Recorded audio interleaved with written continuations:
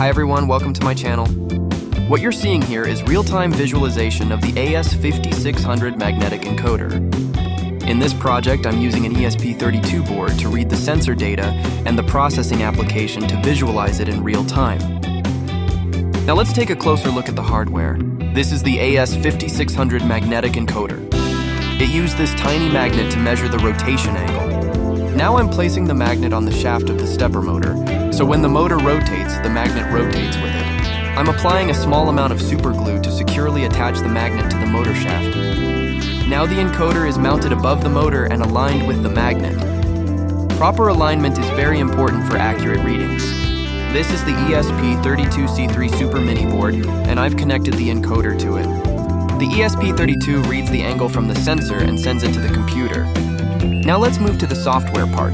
Here you can see the serial monitor showing the sensor data in real time.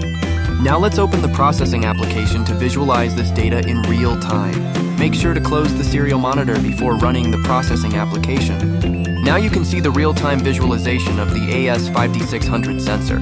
Both the ESP32 code and the processing code are available in the description below. If you have any questions or issues, feel free to leave a comment. Thanks for watching, and don't forget to subscribe.